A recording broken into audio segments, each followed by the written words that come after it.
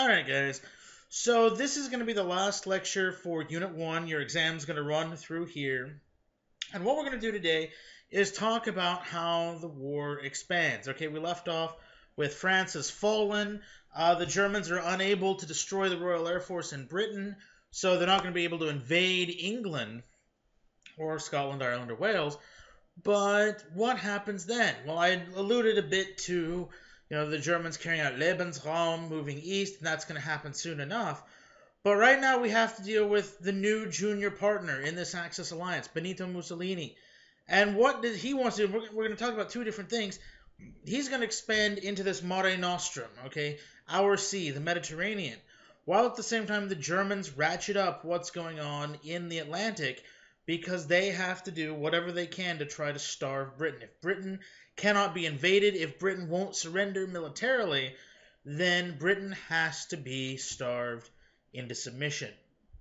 Now, if we look at the idea of Mare Nostrum, okay, the idea was to support the various colonies in North Africa. Remember, they've got Libya, they have now Ethiopia, they have Italian Somaliland, and so the thought was grow these into being able to control the majority of North Africa and then eventually the Aegean. Now, we're going to see numerous convoy battles. Understand, the Mediterranean is a naval war unto itself, because in the case of the Italians, they have to supply Libya, they have to try to supply Somaliland. That's not really going to go so hot because they don't have control of the Suez Canal, which is one reason why they will attempt to invade Egypt. But at the same time, Britain has to supply Malta, it's got to supply Egypt, and it has to try to keep the Suez Canal open so that it can rapidly shift forces between, say, the Atlantic and the Indian Ocean. Now, Malta is the key, and unfortunately I don't really have a map. I did not think this through, but I'm going to draw you something really crude on a piece of paper I've got here. So, okay, if, here's Italy, here's France, here's Algeria, all that, and then let's have a really bad-looking Sicily. Okay, so if you look at this map, and I'm looking on my thing, I don't even know if you can actually... there. Okay, if you can actually see. But if you've got Italy here, okay, here's Sicily, and then here's North Africa, all right? Malta sits astride these convoy lanes. Malta, if you can have an airbase there, which the British do, this can interdict supplies going to Libya. Okay. Further, if the Italians can take it, they can stop supplies flowing to Egypt. And then if you can't supply this stuff, then it all just comes crumbling down. There's going to be a few naval battles early on. They're inconclusive. And part of the reason it's twofold. One, the Italian Navy, it actually has a decent-sized Navy. Maybe not the same size as the Royal Navy or the American Navy. Remember the 5-5-3-3-3 ratio. Okay, they get 3 battleships for every 5 the British get. All right, but the Italian, it's got some good stuff. What, 2 Caio Duilio class, 2 Andrea Doria class battleships. These had been World War I dreadnoughts that were fully rebuilt into modern ships. They're building 3 Littorio class dreadnoughts with 15-inch guns. They have a great cruiser force, okay? But the issue is, it's poorly trained. The Italian Navy did not perform that well in World War I. They did not learn that better in the Second World War. And so what we're going to see is they just don't have the same type of oomph as, the Royal Navy. Whereas the Royal Navy, it still considers itself the best Navy in the world. They're professional, well-trained, well-drilled. They have great ships. But if they're trying to contain what's going on in Vichy France, if they're trying to stop the German, Kriegsmarine, not to mention they still have to keep stuff in the Pacific, okay, in case Japan tries stuff, then what that means is they are not going to have, be able to necessarily concentrate the same amount of power as you would see, the Italians being able to. So what that means is early on, the Italians, if they don't have an advantage, have at least parity. But the Italian, the Italians are honestly idiots. And I hate saying that because, the average soldier was really smart. Okay, not really smart, but he was brave. He was confident. But the Italian leadership is absolutely stupid. We're going to see September 9, 1940, height of the Battle of Britain. Okay, the Italians begin their grand invasion of Egypt. What they do, they march 65 miles. Okay, I actually have a map here. Okay.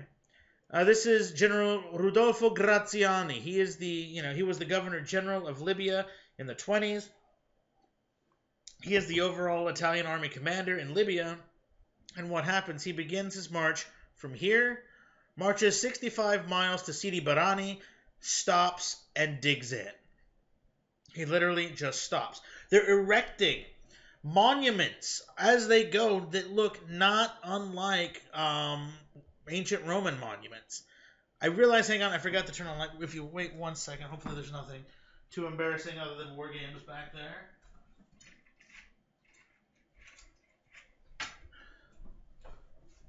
There we go. That additional light might help things.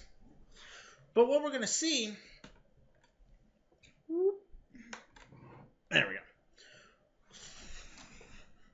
What we're going to see is... I don't want a stupid color. That they're creating these monuments not unlike ancient Rome. Again, Mussolini's whole... Well, we're going to create a new Roman Empire. Okay, that's my Italian accent. They took it a little too much to heart. There's also the issue the Italian army is not trained for desert warfare. Okay? If we look here, those L333 tankettes, which, by the way, if you want to get a size of how small these things are, here is an example of a British soldier on a motorcycle next to one. These things are tiny. These are actually Contracarro versions. They would have a 20mm Solothurn anti-tank rifle as some sort of actual gun. It's not great, but it's better. It beats the twin Modello 1935 machine guns.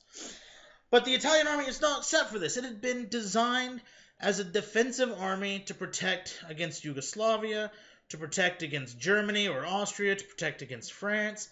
They're trained for mountainous warfare. They don't have that many tanks. They don't have good tanks. There's also the issue of motorization and mechanization, okay? The Italian army does not have a lot of trucks. Let's contrast this with the British army, which in the 1930s had been, so far, the only army to fully motorize. And what that means is if the British army went somewhere, the soldiers could ride in trucks. They did not have to march, okay? You don't see that even in the German army. I'm trying to adjust the stupid camera here, sorry. You don't see that in the German army. The Panzer divisions, okay? This is 1940, so Panzer Grenadier is a 1943 term. There would be Panzerschütze. Okay, they would be mounted in trucks. Gepanzerte Panzerschützen would be in half tracks, but the base Infanterie divisions would have to walk. They'd have to march everywhere. Okay, in the American army, we have a lot of trucks, but still not enough. If we're going somewhere, a lot of the guys have to march. The French army, the same issue. But in the British, there were enough trucks. If we look at the Italians, okay, they don't have anywhere near enough trucks. I mean, they make everybody else look magnificent. Okay, desert warfare is mobile warfare. Mobility is key. Okay, tanks, motorized or mechanized infantry is what you have to have. And the Italians, they just don't have that. Their army is not trained for that. To build that army of 8 million bayonets, of which he never gets close to that number, Mussolini relied on mass conscription, mass, party loyalty, party membership. There's also the issue of because the Italian economy never industrialized to the same extent as the United States. If you were to look at your average American soldier in World War II, he probably, if he didn't have a car, he had been around a car, he knew how to fix a car, he could make a Jeep work. If a Jeep broke down, he knew how to make it work. In the Italian army, okay, you're taking guys off the land. And in this case, in many cases, it's not unlike serfdom in the sense you'd have a padrone who would, watch over the land. He'd be like the overseer. You'd have all these kind of sharecropper type things. They've never seen cars. They've never been around cars. They don't know what makes them tick. If, your one tank breaks down, They don't know how the hell to fix it. So the Italian army starts off at a disadvantage. Then they don't meet any resistance because the British army is quite literally, where's my mouse pointer, falling back, okay? They realize they can't really do much here. They realize the Italian army in Libya, now invading Egypt, is much, much bigger than the British force in Egypt. The Western Desert Force. But even this, the Italians screw it up. Not only do they just advance 65 miles, there's all sorts of logistic issues. They don't bring enough supplies. And they, quite frankly, the Italian army cannot even make a penetrating advance without, against, an enemy that's not even there. They just cannot do it. Not to mention, Graziani is a complete buffoon. He has no idea what the hell he's doing. So they begin September 9, 1940. They make it about a week, and then they stop. And we'll pick it up in December. We'll pick it up in December. Part of why they stop is at this same time, they then decide to invade Greece. They declare war on Greece. Again, they want to go through, Egypt, and then they're going to go through, Greece. And by, doing all of this, they're going to create the old Roman Empire. So the Italians, the Greco-Italian War, they declare war. Now, how effective are they? Okay, October the 28th, 1940. The Greeks have very few tanks. They have a few tankettes. That's it.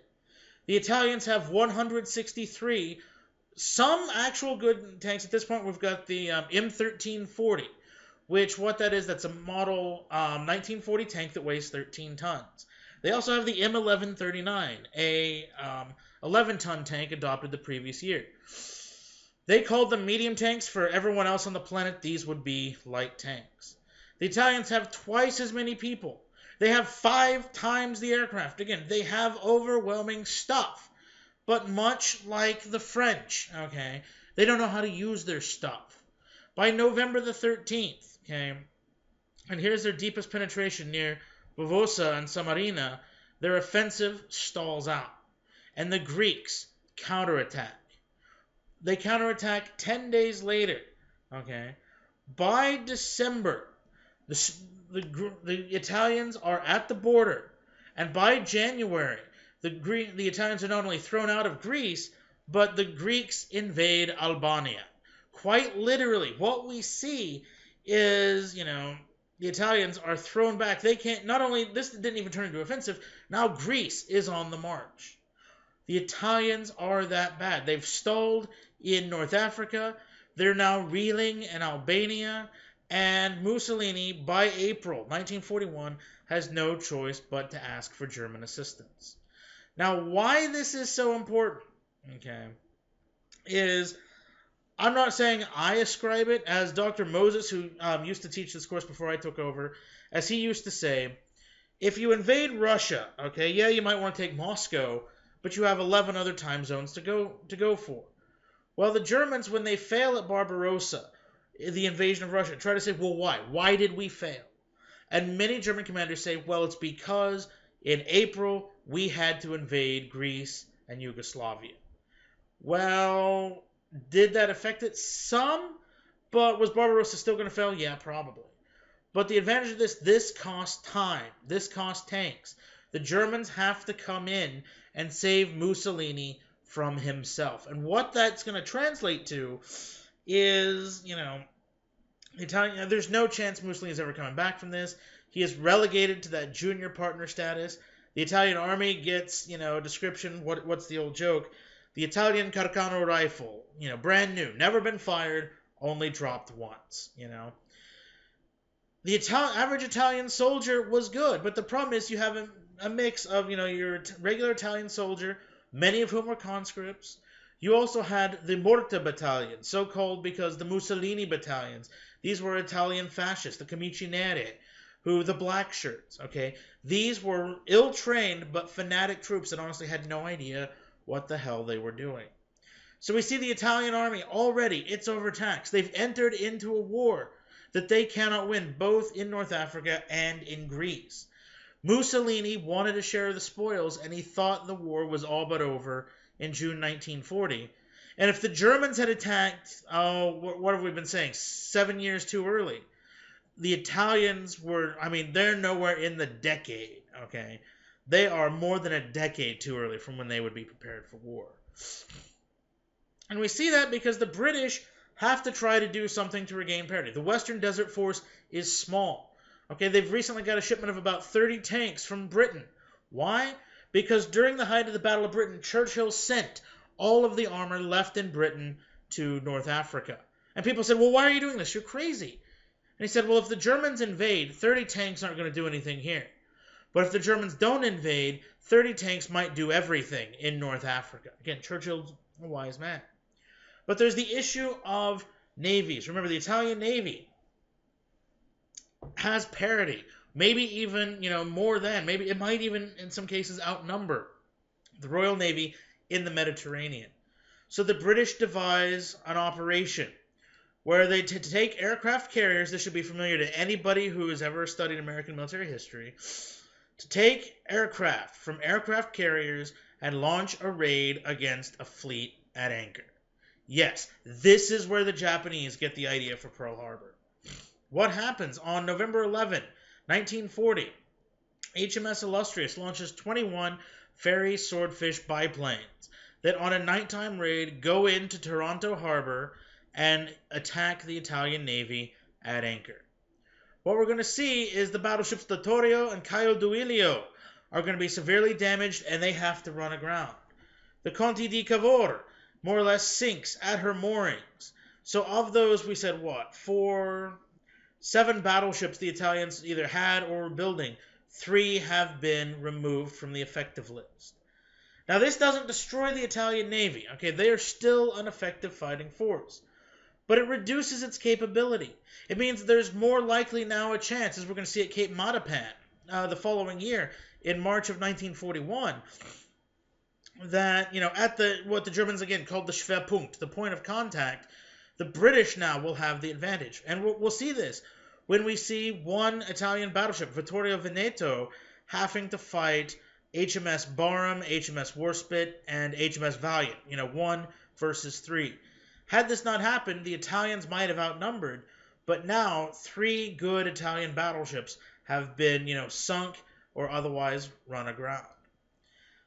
But the biggest importance of the attack on Taranto is this paves the way for the Japanese strategy to hit Pearl Harbor.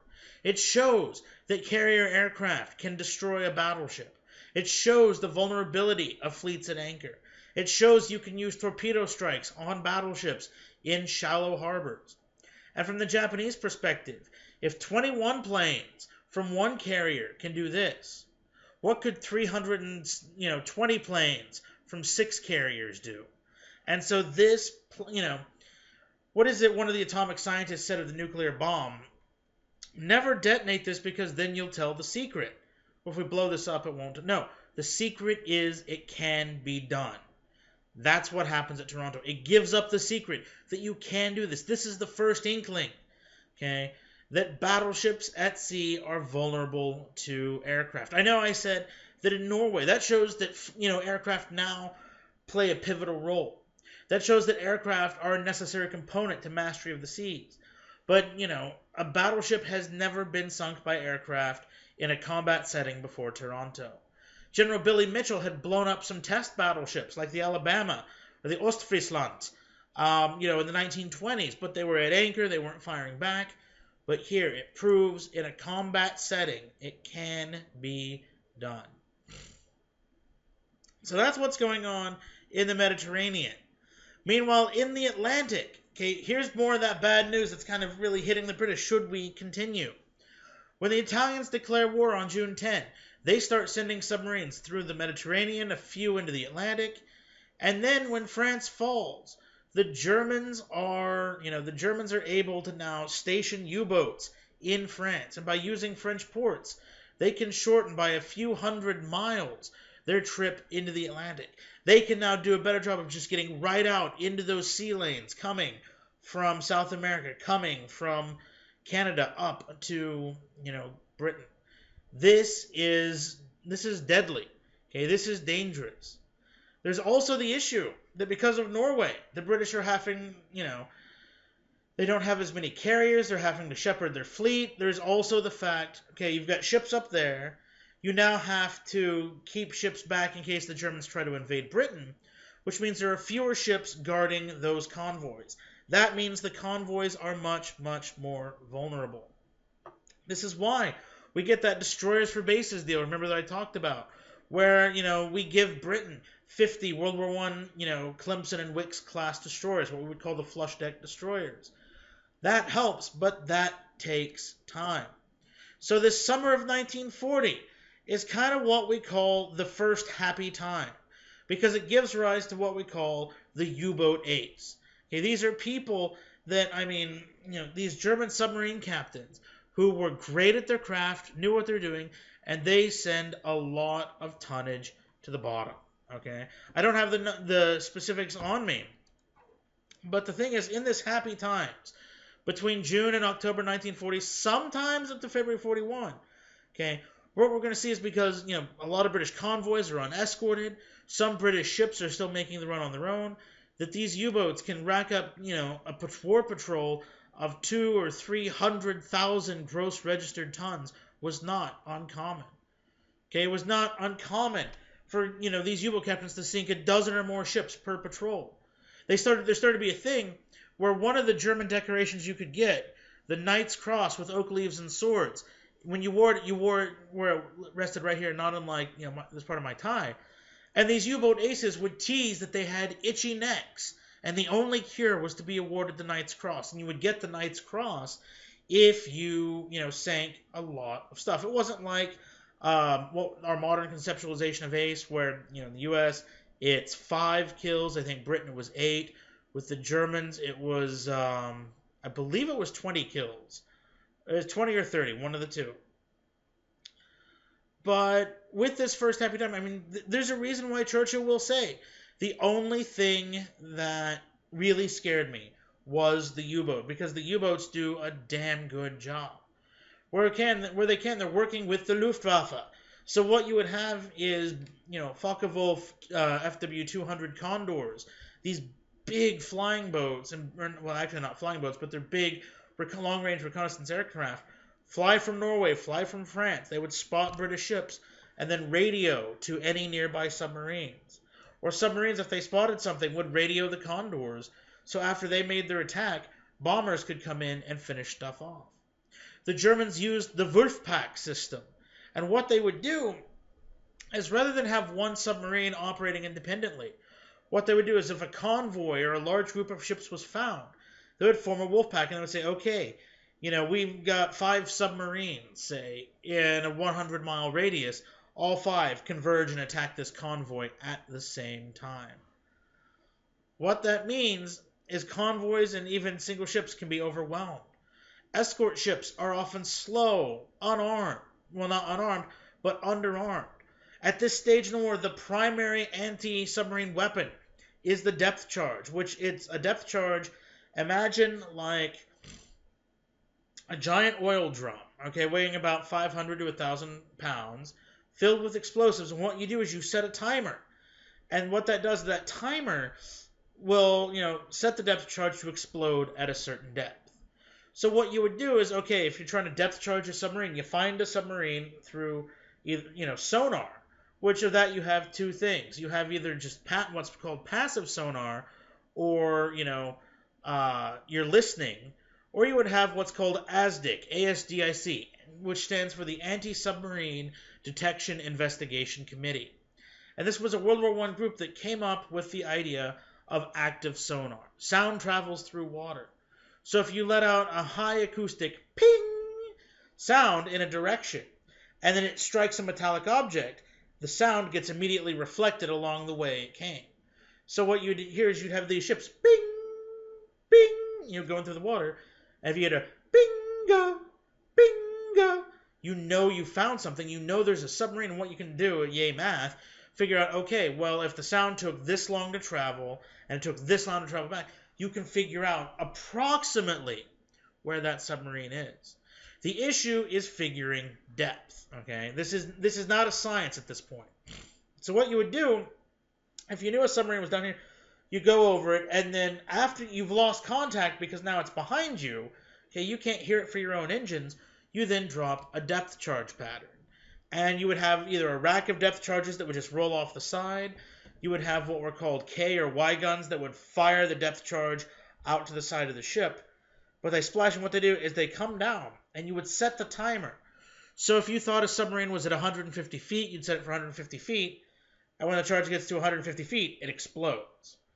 The issue is, okay, to kill a submarine, if here's a submarine hull, you've got to get really close. The idea being, there's obviously pressure underwater.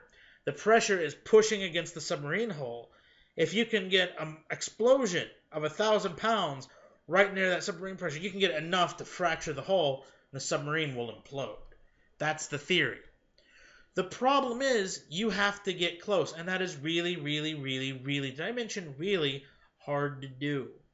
You drop your depth charges, the submarine can go this way, or you might have been, pinging off a clustered group of fish, any number of things.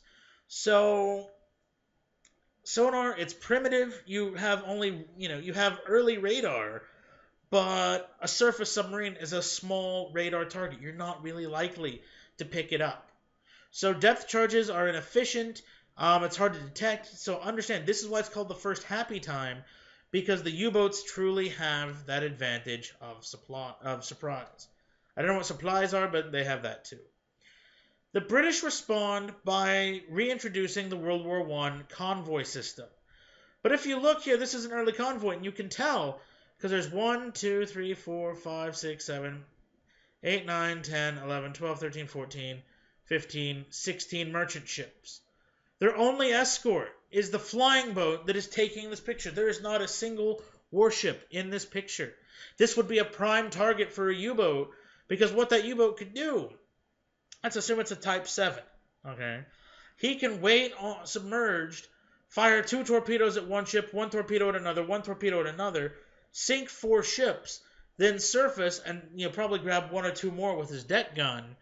Then as that convoy scatters, that U-boat can use its Enigma machine to send encrypted signals. And, if there's a wolf pack, he can send to all the other ships, this many ships, this course and speed, headed this way, and this convoy can get overwhelmed. Okay? Now, the downside of this thing, yes, it increases protection if you can put enough escorts. But you now have large targets, easily spottable by the Luftwaffe. If you're a U-boat, it's easier to see a bunch of ships than one. If you are... adjusting my camera here. If you are underwater listening, again, sound travels. It's easier to hear 30 ships than it is to hear one. The convoy is also vulnerable to surface raiders. Again, it's hard to catch one ship, but if there's a lot, you're more likely to spot. And if we look, let's look at the case of November 4, 1940, when the Panzerschiffe Admiral Scheer, a sister to the Graf Spee, spots a convoy, HX-64, and opens fire with those 6 11-inch guns, and sinks 6 ships out of it, 5 merchantmen, and then, the merchant cruiser Jervis Bay. Which, this is the only thing that, saves that convoy. It looks like a merchant ship, but it's got guns on it, okay? That's the only thing, the Jervis Bay has to sacrifice itself so the rest of the convoy can escape. There's also the issue, okay? Because now that you do have those German battleships, the Scheer, the Deutschland, now the Lützow, the Gneisenau, stuff like that, the British realize, okay, we've got these convoys. We can give them destroyers or corvettes or sloops or frigates. By the way, all of those old archaic naval terms come back in World War I and II to describe the myriad of, escort ships, to anti-submarine escort ships. Well, what about those surface raiders? So the British take those old World War I dreadnoughts that are slow. The Royal Sovereign, not the Royal Oak, she's at the bottom of Scapa Flow, but the R-Class, Revenge, Resolution, Royal Sovereign, and Revenge. Now I gotta remember this, so it's gonna be a matter of Revenge, Resolution, Royal Sovereign, Ramillies, there we go. Those 4, or the 5 Queen Elizabeth class fast dreadnoughts from World War I. Parcel those out amongst the convoys, okay? If you've got five, if you've got 10 convoys, give each one a battleship, and we're going to see a case where German ships, Scharnhorst and Gneisenau won't engage a convoy. I forget which one. Maybe I've got it in the slide coming up, because there's a British R-class dreadnought guarding it. Why is that an issue? Because the German capital ships have been designed they've been designed to attack, for commerce raiding. 9/11-inch guns and thin armor cannot stand against a World War I battleship with 8 15-inch guns. The British ship would have advantage in range. They would have the advantage in range, in, accuracy, training, all of that. And we kind of see, and we see the power of the German vessels if we look at Operation Berlin. Now, Operation Berlin was a 3-month commerce sortie raid of the Scharnhorst and Gneisenau without, that much small escort protection. And what they did, they just released into the North Atlantic, and they attacked various convoys. In a 16,000 nautical mile cruise, they sink 22 merchant ships. Now, why this is done is, again, it's easier to find big convoys than it is to find 2 ships in a huge ocean. There's also the issue, the British used predictable convoy routes. They do this because, it's a science. You want to get there as fast as possible. You want to get there through the safest, navigable waters. So doing that, you then have to go through predictable areas. Now, what that means is if you're a U-boat captain or you're Admiral Gunther Lütjens, who is commanding Scharnhorst and Gneisenau, and he will also command the Bismarck on her, Operation Rheinübung, you know where to go. You know where these convoy routes are. You know where the hunting grounds are. So the Royal Navy is having, much like, the French with their tanks, parceling out their big ships. They can't concentrate to destroy anything. And then there's also the issue. We're not just talking about a one-way voyage. The convoy has to go to Britain, unload its stuff, then it has to sail back. So you can hit this thing twice. I mentioned the battleship that had got driven away. It was HMS Ramillies driving away Scharnhorst Gneisenau from convoy HX-106. Now, if you look, this is an imposing ship. Okay, this one looks much more modern. It's bristling with more guns, but again, the 8 15-inch of the Ramillies versus the 9 11-inch of Scharnhorst and Gneisenau. The Germans historically have better ability to get land rounds on target, but this ship would have had, although slower, better armor, better guns, more destructive capability. These are the perfect convoy escorts, except they are brilliant targets for submarines. Surprisingly, World War II, only one British battleship, HMS Barham, is going to be sunk by a submarine, she's not even escorting a convoy. She's sunk in the Mediterranean. But it's just a thought. This shows how naval warfare in Europe, or I should say in the Atlantic, is vastly different than what we're going to see in the Pacific. Here, we're still talking about 1 and 2s of ships, and the lack of big air cover. It is a completely different conflict. And it's in part of that we're going to see that the British absolutely lose their minds over the German battleship Bismarck and her sister Tirpitz. Now, by treaty, the Germans should not have built these things. But these were true classic battleships, okay? 8 15-inch guns, 12-inch armor plate, faster than any other type of battleship. You could say these are the progenitors of what we're going to call the fast battleship, in the sense they have battlecruiser speed, but battleship armor and capability. It will seize on the concept, the British sort of do, but... Now, the one thing that, to remember is you're going to hear a lot of stuff about the Bismarck being the, most powerful battleship in the world. That's just not true. People say that because if you distill all of her features, okay, we're saying that she is fast, she has great guns, and she has survivable armor plate. Those 3 things. But if you look at other battleships around the world, you can find other battleships that can challenge some of that. Battle cruisers are faster, okay? Old World War One dreadnoughts, hell, Ramillies had thicker armor than the Bismarck. If you look at guns, the American Colorado-class battleships, Colorado, Maryland, West Virginia, two of which at Pearl Harbor, had 8 16-inch guns, and so a heavier broadside. But Bismarck and Tirpitz distilled all of that stuff. And the Germans became overconfident because they truly believed that she was a great battleship, that she was, and never say this about a ship, unsinkable. So in May of 1941, they want to repeat Operation Berlin. They call this Operation Rheinübung. And the idea is to send this ship and the heavy cruiser Prinz Eugen out into the Atlantic and pillage convoys. But the Royal Navy is able to concentrate this time because, they are terrified of the Bismarck. In a one-on-one engagement, okay, she can sink any British battleship. She could also maybe be sunk herself, but the engagement would be fair. But the British make the same tactical miscalculation this is 1941, that they had made 25 years earlier at the Battle of Jutland. This ship here is the pride of the Royal Navy, HMS Hood. She had the same gunnery capability as Bismarck, 8 15-inch guns.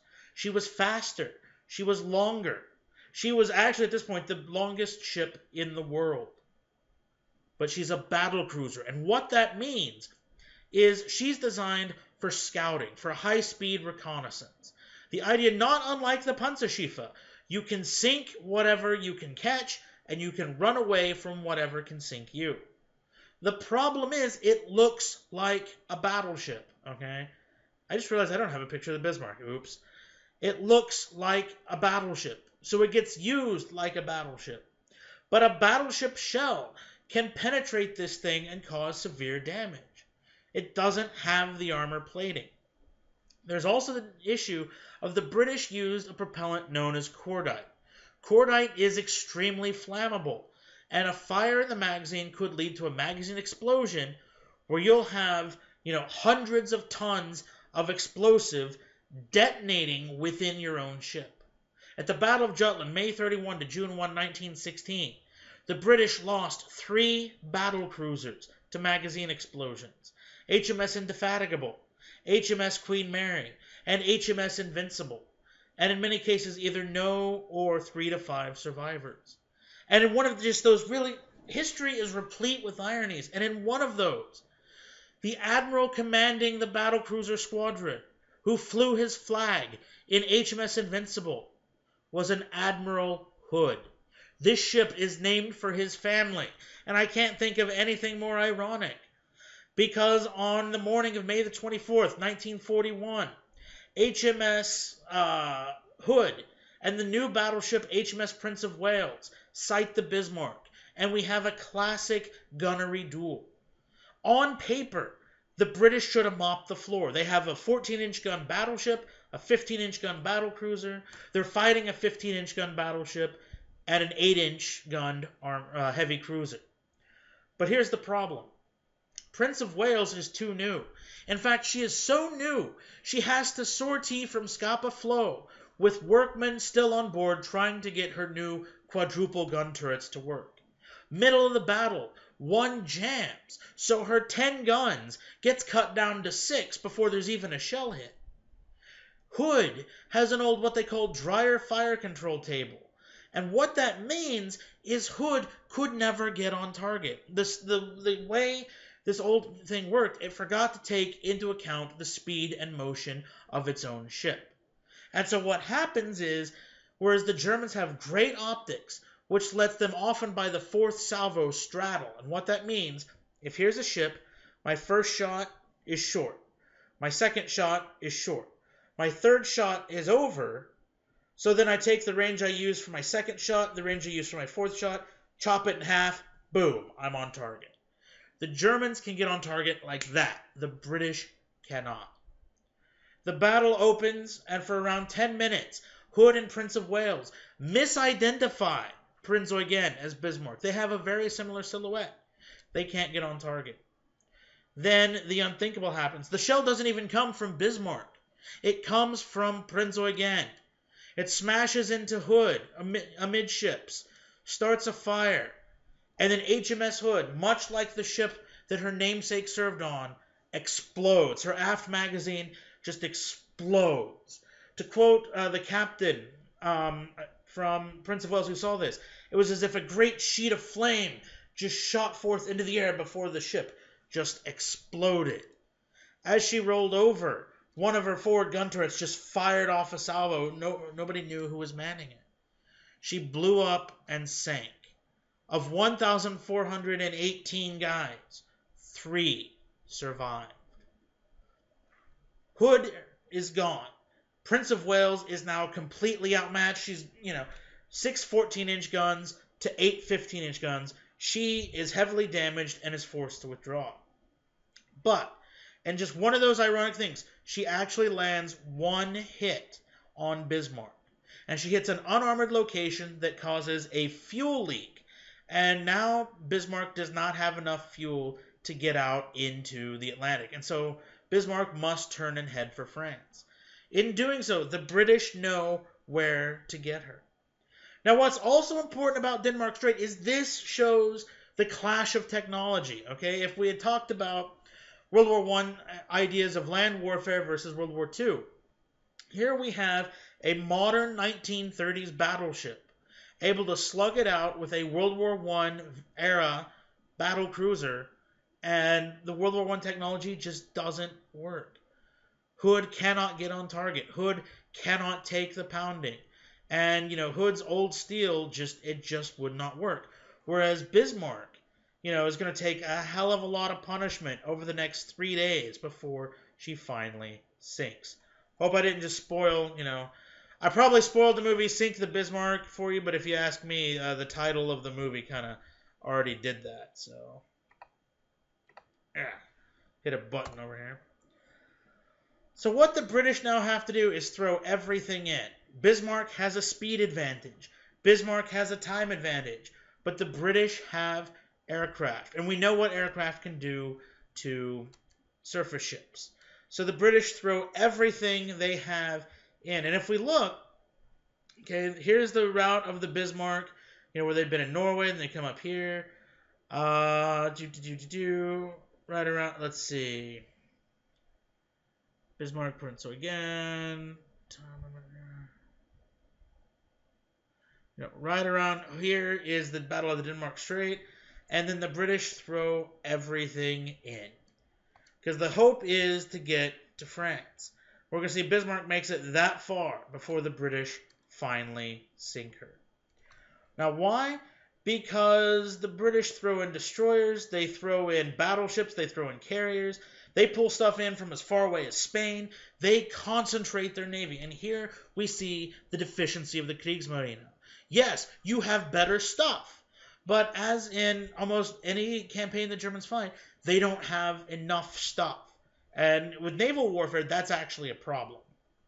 Because what we see is the British are able to pull in the battleships Rodney and King George V, the battlecruiser Repulse, the carriers Ark Royal and Invincible, numerous destroyers. They pull all of this stuff in. And then we get a couple of just lucky breaks. Bismarck takes a torpedo, doesn't do much. Then it takes another one, and what happens, if here are the propellers, it comes in right here and destroys the rudder. Now Bismarck can only do a lazy circle. There's not much that they can now do. And so why this is now important, if Toronto proves that battleships can be sunk at anchor in a combat setting, now we see that carrier air power can change the course of a naval battle. At some level, this was a historic style battle. It's just battleship v. battleship. But a carrier-borne aircraft dropping a torpedo made all the difference. May the 27th, Bismarck gets ganged up on by by Rodney, 9 16-inch guns, and King George V, 10 14-inch guns. Bismarck is like that. She can't adjust her shell fire. The British just pump in shell after shell after shell. Very quickly, one turret on Bismarck goes out of action. Then another. Then all of them. Then the bridge takes a shell and kills Admiral Gunther Lütjens and Captain Ernst Lindemann. And I think I mentioned it already, but I do want to mention one thing about Lindemann. If we go back to the Battle of the Denmark Straits, okay, one of the things is because of that lack of parity, and we're seeing that in the unnamed, it actually doesn't have a name, but the unnamed Battle of May the 27th. Hitler expressly wanted to avoid a naval engagement. He knew that to challenge one-on-one was stupid. He knew the British had superiority. So when the battle opens, Hood and Prince of Wales open fire. Lütjens tries to have the Germans escape. They can't, but they try. It takes the 6th British salvo, which they still can't get on target. And Ernst Lindemann, in German, screams at Lütjens, "I am opening fire. I will not have my ship shot out from under my ass." And then, boom, we get this huge climactic, history-changing battle. But it's the thought the Germans knew that they could not achieve parity. The idea is, yes, we built this battleship, but you need to go, its purpose is to go raid convoys. Bismarck puts up a heck of a fight in her last engagement. These are actual photos, or an actual photo, I should say, of the Bismarck under fire. She doesn't, when she returns fire, she doesn't get anywhere close. The battle goes on and on and on, until finally Bismarck is a flaming wreck, and the cruiser Dorsetshire is ordered, go in and sink her with torpedoes. Is that what sank her? Well, the fact is, I don't know. Because the Germans claim to have scuttled her, the British like to say that they sank her, but in either case, eventually she rolls over and sinks. Now, here's the issue. Not that many men made it into the water. She's got a crew of about 2,000. The British stop to pick some people up, but the Germans order in submarines. The British think they see submarines, and, they have to make a choice. Do we take on survivors, or do we leave? And they choose, take as many as they can, and leave. A fishing boat picks up 1. A U-boat, I think, picks up 3. The other 111 are picked up by the British. But 115 out of 2,000. This is a huge naval tragedy. And the biggest significance of the Bismarck is because it shows to Hitler and indeed the world that, yeah, the Royal Navy stuff might be old, but that ability to concentrate firepower, 1v1, the Germans are going to win. 2v2, the Germans are going to win. But 1v the whole Royal Navy, that's just not going to happen. And so Hitler begins to see surface ships as useless. And what that means is he's going to be less likely to commit them to action. He's going to order most ones being built to be scrapped, and he's going to want to start focusing on the U-boats. And why that's important is Hitler is now, 1941, about to try to take control of the entire German war machine because he thinks he knows better than his subordinates. So on that note, we'll go ahead and call it good for right now. This will be the final thing for the Unit 1 exam. Remember, they will open both at 10 a.m. I will open the ID portion of the quizzes. Remember, you've got to have Respondus Lockdown Browser. I'll also post the essay prompts. Both will need to be due or submitted or completed by midnight on Thursday.